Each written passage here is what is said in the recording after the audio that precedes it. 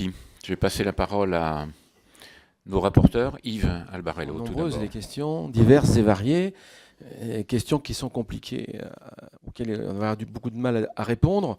Je vais commencer par Jean-Yves Collet. Trois questions. D'une part, la desserte aéroportuaire, le plateau de Saclay et les déchets. Sur la desserte aéroportuaire, vous avez raison. J'ai dit effectivement que Roissy-Charles de Gaulle, c'est la porte d'entrée de la France. Et quand on rentre en France, on rentre en France. On ne rentre pas qu'en Île-de-France.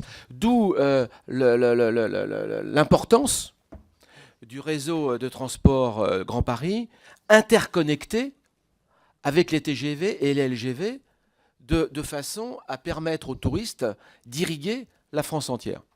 Et pour reprendre ce que disait tout à l'heure Jean-Christophe Fromentin sur l'exposition universelle polycentrique, les anciens bâtiments qu'on pourrait redonner aux pavillons étrangers, et puis le Grand Paris aux autres, et le troisième cercle qui constitue la province, on est d'accord que l'aéroport international, c'est l'aéroport de la France. Ça, c'est ma première réponse. En ce qui concerne le plateau de Saclay, bien sûr, vous savez qu'il est relié par la ligne... c'est 16, la ligne, ou 18. C'est la ligne 18. C'est vrai que dans le phasage, c'est vrai qu'on concentre toute la science et le savoir français à travers ce plateau, et que là aussi, peut-être, au niveau du phasage, on aurait pu imaginer le relier plus tôt. En tous les cas, dans le projet, il est retenu, et je pense qu'à terme, le plateau de Saclay connaîtra un développement important en matière d'entreprise et en matière d'université. Sur les matériaux, moi je suis heureux d'avoir mis un coup de pied dans la fourmilière. Je pense qu'avec Alexis, c'était un sujet important. On ne peut pas continuer ici, dans cette assemblée, à parler des filières de recyclage de l'économie circulaire et de faire comme si ne rien se passait. Parce qu'en définitive, la réalité est là. On pond des textes, on vote des lois. Et puis derrière, s'il n'y a pas le contrôle parlementaire, et je rappelle que c'est quand même la réforme constitutionnelle de 2008, c'est 2008 qui a permis l'application et le suivi de la loi. Moi, j'en suis à mon deuxième rapport, le premier avec Annick Le Petit, le deuxième avec Alexis. J'ose espérer, pour corroborer les propos de M. Duron, qu'il y aura forcément un troisième rapport qui permettra de suivre l'évolution, notamment au niveau financier, de l'endettement de la Société du Grand Paris. En ce qui concerne la question de M. Krabal, l'homme des champs, le rat des champs, Château-Thierry.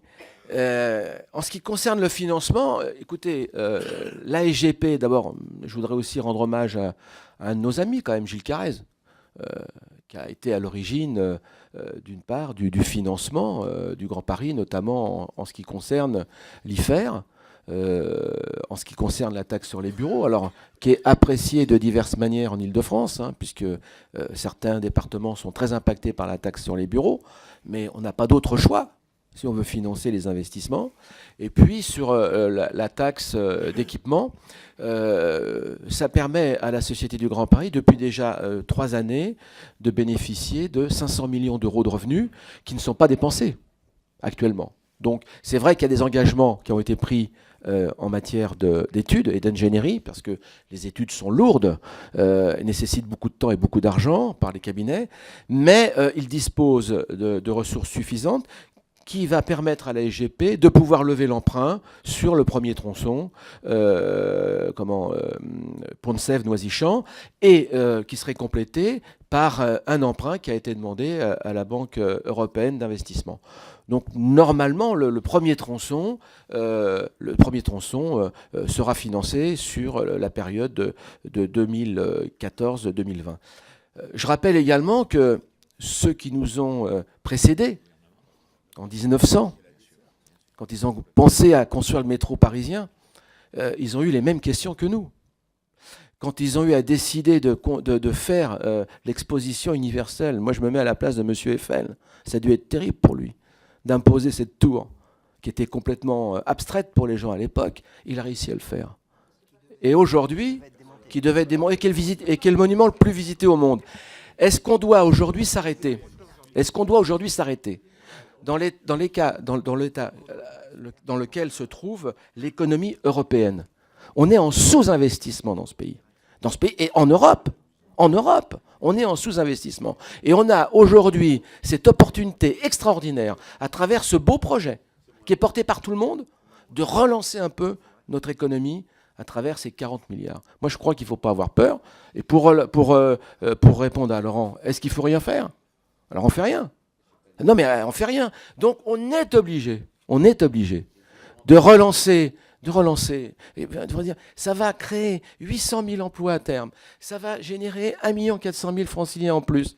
Ça va créer 1,2% de PIB en plus. Voilà des signes positifs qu'il nous faut défendre. Et là, je crois qu'il faut qu'on soit tous unis pour y croire. Si quelqu'un n'y croit pas, on n'y arrivera pas. Et donc, le financement, oui. Alors, sur les recommandations, M. Krabal, si vous les avez lues, le succès du Grand Paris, ça sera le succès de l'interopérabilité. Ça a été développé par Alexis. Si on réussit l'interopérabilité, on aura réussi le Grand Paris. Si on ne le réussit pas, effectivement, ce ne sera pas génial. Je rappelle également que le métro parisien, c'est un métro en étoile. On part d'un point pour aller à Paris. Et on repart de Paris pour aller à un autre point. Le métro, aujourd'hui, Nouveau Grand Paris, c'est un métro en rocade. Métro intelligent quand même, qui permet de faire du banlieue-banlieue, ce qui n'était pas le cas aujourd'hui. Et ce réseau en rocade va être relié au métro en étoile. Donc on pourra aller dans tous les sens. C'est ça qui est génial dans ce projet. Donc, oui, on sera vigilant, M. Krabal, sur l'interopérabilité. J'ai bien compris que Château-Thierry était quand même très proche de Paris, mais assez éloigné en matière de réseau ferroviaire ou d'une complexité un peu particulière. Et donc, on sera vigilant, si nous sommes de nouveau renommés rapporteurs pour l'application à suite de la loi, sur l'interopérabilité.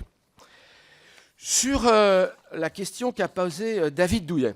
David, les retombées économiques. Après, on peut discuter. Il faut faire tourner les ordinateurs. Ça dépend des paramètres que tu y mets. On estime, quand le projet global sera terminé, à 70 milliards d'euros de retombées économiques. Énorme. 70 milliards d'euros de retombées économiques. Je l'ai dit à l'instant, 800 000 emplois devraient être générés par la construction à la fois du réseau de transport, mais à la fois des CDT, qui concomitamment vont se mettre en place autour des gares, et puis l'apport d'1 400 000 habitants. Oui, il y aura des retombées positives pour le Grand Paris. C'est évident. Évident. Voilà, Château-Thierry, c'est fait. Madame Quéré. Monsieur Kosowski. Monsieur Kosowski, vous posez la question de la liaison des aéroports internationaux. Sur Orly, la liaison se fera par la ligne 14. La ligne 14, c'est l'épine dorsale de la rocade de la ligne 15, qui partira donc de Saint-Denis-Pleyel pour rejoindre Orly à terme. La gare du Grand Paris devrait se situer, si j'ai bien compris, entre les deux aéroports aujourd'hui en place à Orly. Vous avez l'aérogare Sud, qui est le premier, et l'aérogare Ouest. Le Grand Paris devrait se situer entre les deux gares. Ça, c'est pour Orly, et c'est horizon 2024, je crois. Voilà, 2024. Sur l'aéroport Charles de Gaulle, que nous aimons tous maintenant. Ce n'était pas le cas avant. Maintenant, on adore Charles de Gaulle. On l'adore, cette belle plateforme aéroportuaire. Et j'ai toujours dit que les ingénieurs de la DATAR, à l'époque, je voudrais leur rendre hommage quand même. Ils ont fait un travail formidable. Ils ont fait une très belle plateforme aéroportuaire. Par contre, ils sont passés à côté d'un sujet, alors qu'il n'était pas le sujet à l'époque. C'est qu'on ne peut pas rentrer, on ne peut pas sortir.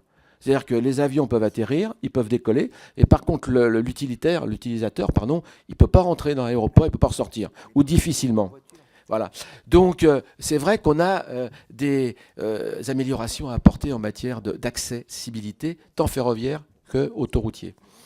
Roissy-Charles de Gaulle, je crois que le gouvernement a pris les choses en main, puisque j'ai été reçu par Laurent Fabius il y a 15 jours, qui défend avec véhémence le tourisme et surtout le Charles de Gaulle Express.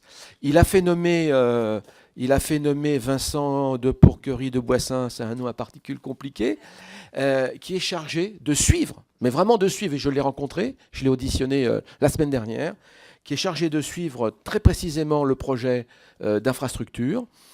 Ce projet devrait démarrer en 2000, je vais vous le dire, je l'ai dit tout à l'heure, mais en 2000, attendez, je vais vous le dire précisément, puisque c'est quand même enregistré. Le début des travaux, l'objectif du début des travaux, c'est 2017, sur une ligne existante. Hein. C'est une ligne existante. Hein, partirait de Roissy-Charles de Gaulle pour aller à la gare de l'Est. Le projet est estimé, à l'heure où je vous parle, à 1,6 milliard d'euros. Il y aurait 3 financements. 20% seraient apportés par la société ADP, et ce qui est logique, puisque quand même c'est un service aéroportuaire qu'on apporte à travers cette liaison directe. Et puis le reste serait financé par la BEI et puis par l'emprunt Juncker, puisque dans l'emprunt Juncker, le projet Charles de Gaulle a été retenu. Je vois M. Duron qui me le confirme. Donc c'est un projet qui devrait vraiment voir le jour pour une inauguration en 2023.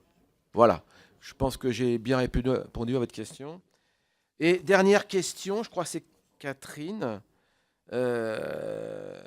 Oui, alors M. Duron avait parlé de l'application et du suivi de la loi liée à la réforme constitutionnelle. Je pense que j'ai répondu, c'est qu'on sera vigilant à l'évolution de cette loi. Et Catherine avait posé la question du calendrier de mise en service. Tu l'as d'abord sur le petit fascicule que je t'ai remis sur la table, et puis je viens de répondre sur les aéroports, sur les prévisions de mise en service, de démarrage. Voilà.